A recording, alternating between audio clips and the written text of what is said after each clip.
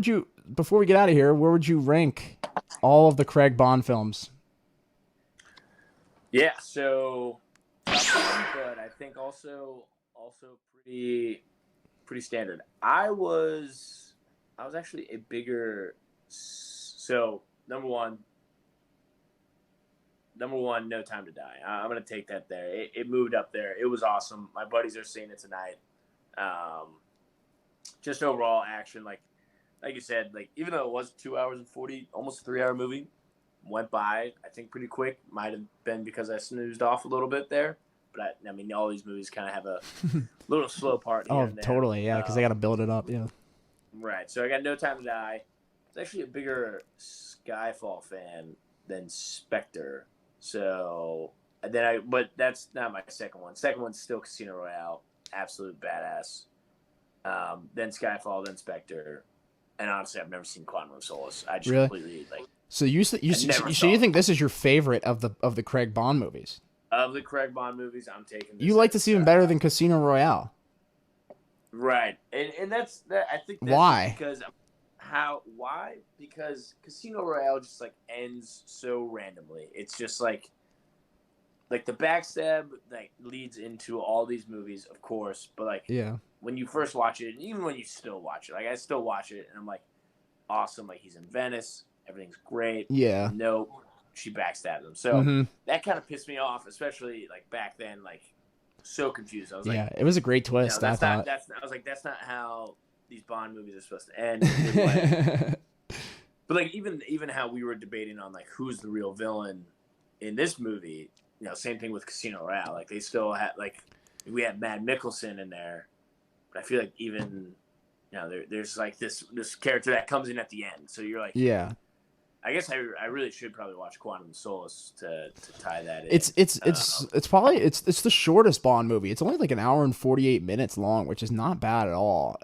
It's pretty rewatchable, but I mean, again, it's so forgettable. Like the villain is so bland. Like Rami Malek blows him out of the water in this movie, and he gets like half the screen time that guy did, Yeah, and that's saying something. I'm a huge fan of Javier Bardem. Yeah, So he's great. he jumps up there. He jumps up there for three.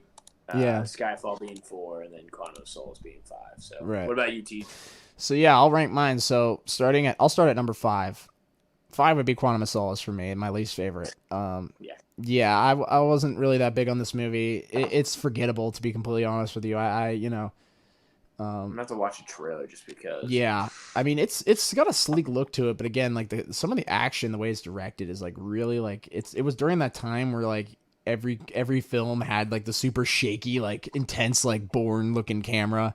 Because this movie we're trying to emulate Bourne in a lot of ways, so it's like the Jason Bourne movies, which almost kind of was a detriment, in the long run, but you know they tried to emulate that style, and so they had like a lot of those close quarter like shaky cam, and it just didn't really work for me.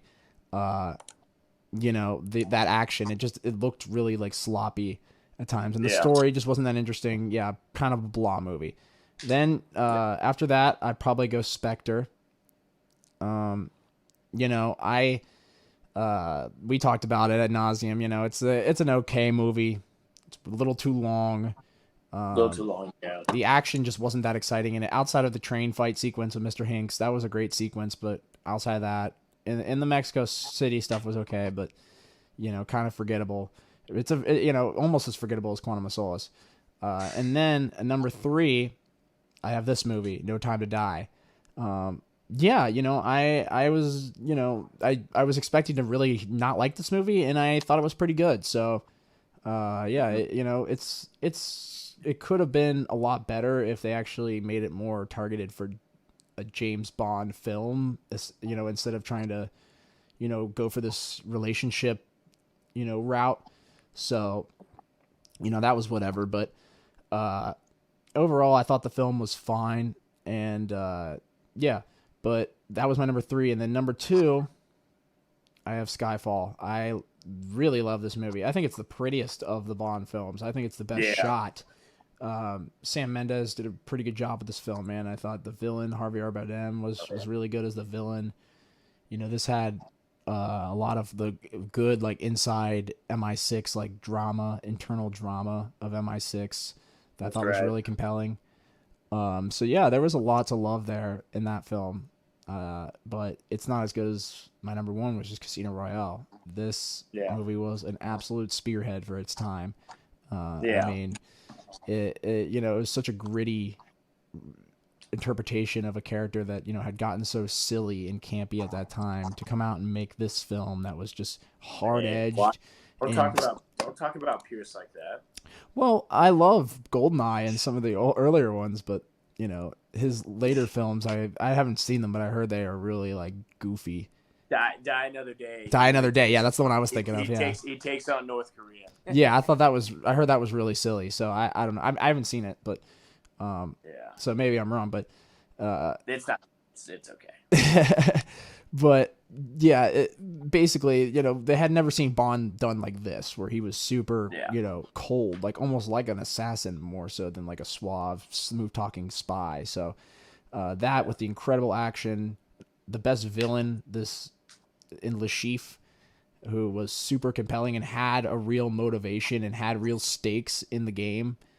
So when you see things go down, there's a lot of weight to the situation because you actually kind of understand Le Chiffre's position. Like unlike with Rami Malek in this movie, where you're kind of wondering why he wants to kill everybody.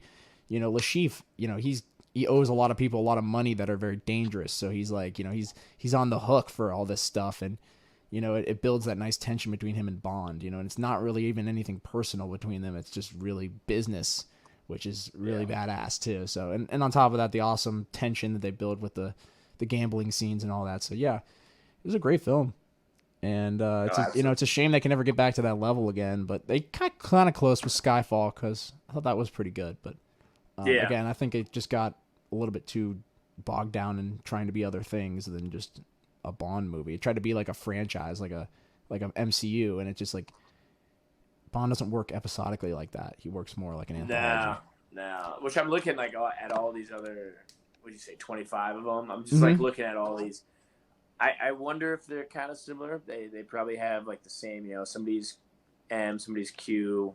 They probably continue with those.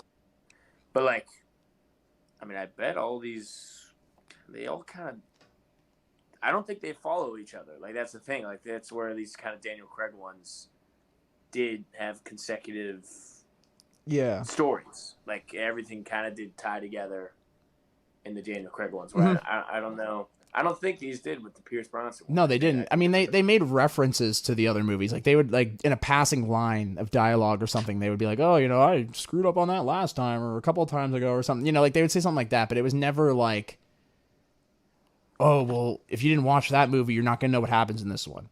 And that's how these kind of were. They were episodic. Like, and by Spectre, you're kind of like, okay, wait, like, what happened in the other? Really. And especially with this film, you were just like, I had to like go back and watch our podcast again to kind of remember even what happened and kind of put some of the pieces together. But yeah, I mean, I think we've said enough about this movie. It was decent at best. And it could have been a lot better in my opinion, but I mean, a lot of people enjoyed it, and it could have been a lot worse than it was. So that's true. That in and of itself is a success for them. So I was happy with it. And if you guys are still tuning in, hopefully you saw it. But if you didn't see it, you should go out and see it. It was definitely recommend.